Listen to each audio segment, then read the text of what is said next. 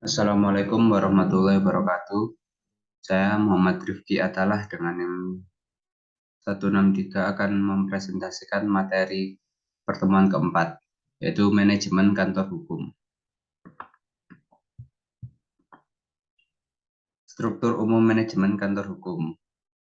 Nah, struktur yang pertama itu ada managing partner yang bersebelahan dengan partner, lalu di bawahnya ada junior partner, di bawahnya junior partner ada senior partner, lalu ada asosiasi, lalu junior asosiasi, dan paralegal.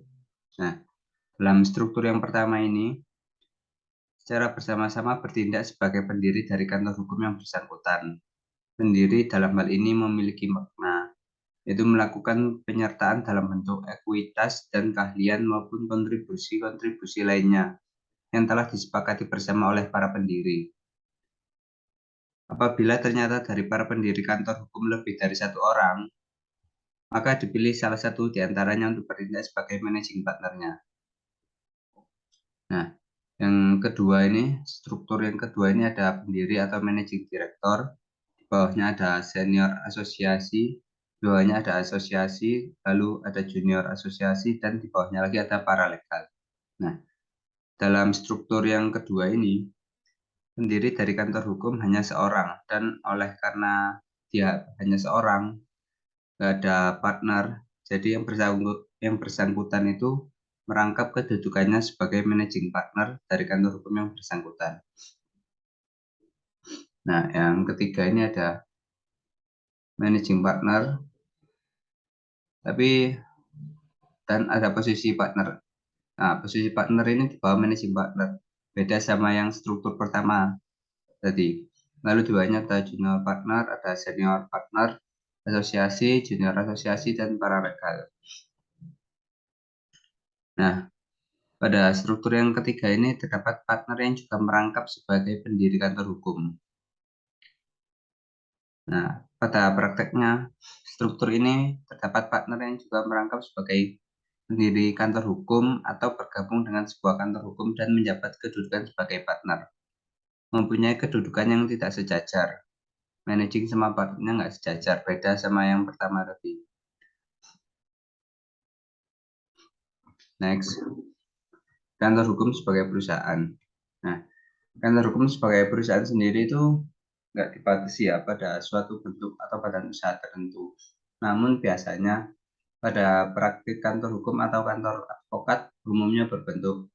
Yang pertama ada usaha perseorangan, yang kedua ada firma, yang ketiga ada persetujuan perdata atau mascap. Nah, berikutnya ada keuangan internal kantor hukum. Yang pertama ada pembagian laba. Pembagian laba sendiri itu diperoleh persekutuan perdata ini dari imbalan jasa atau honorarium dan sukses fee, dibagi berdasarkan perjanjian dan asas keseimbangan pemasukan. Pembagian antara sekutu statuer tentang lembaga berdasarkan perjanjian adalah dibagi dengan persentase tertentu, sama rata atau proporsional menurut penyertaan modal. Nah, sementara pembagian laba untuk sekutu mandater diberikan atas keputusan sekutu statuer yang telah termaktub dalam perjanjian atau tercantum ya dalam perjanjian ketika law firm berdiri. Nah, sekutu perlu membuat perjanjian pembagian laba dengan disahkan oleh akta notaris. Nah, dari laba itu ada imbalan jasa setelah dikurangi dengan berbagai kewajiban. Berupa yang pertama, ada pembayaran jasa mediator dari pihak ketiga yang membawa klien tertentu untuk dilayani. Nah, biasanya biaya jasa untuk pihak ketiga ini disebut marketing fee, yang besarnya dari pembayaran itu bisa 10-15% dari jumlah yang diterima oleh law firm. Yang kedua, pembayaran jasa kepada sekutu yang telah bertanggung jawab menyelesaikan seluruh rangkaian pelayanan jasa hukum kepada klien, atau biasa disebut lawyer fee. Yang ketiga, biaya-biaya tetap atau fixed cost, seperti sewa gedung, gaji, dan honorarium, pegawai penunjang staf, intensif itu termasuk uang makan dan lembur, pengadaan stationery, dan sebagainya. Nah, yang keempat ada biaya-biaya tidak tetap. atau disebut variable cost, seperti penyelenggaraan pelatihan, wisata karyawan, sumbangan, promosi, publikasi, atau publisitas. Yang kelima, sebagai badan usaha, maka ketentuan bersih juga diperoleh setelah dikurangi dengan kewajiban membayar pajak, terutama pajak penghasilan atau biasa disebut PPh. Nah, yang kedua ada struktur kompensasi. Nah, di sini yang dimaksud kompensasi dalam kerangka kantor hukum meliputi penghasilan yang terdiri dari gaji, tunjangan, uang lembur, uang kesehatan, dan bonus.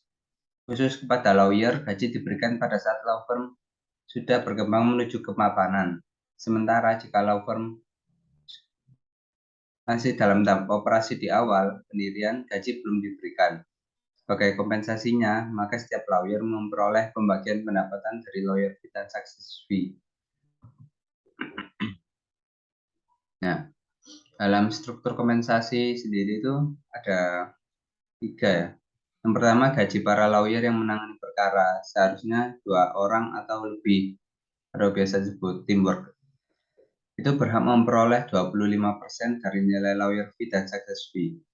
Sehingga law firm Anda dan sekutu Anda akan memperoleh pendapatan sebesar 65%. Dan sisanya itu 10-15%-an lah. Itu dalam marketing fee.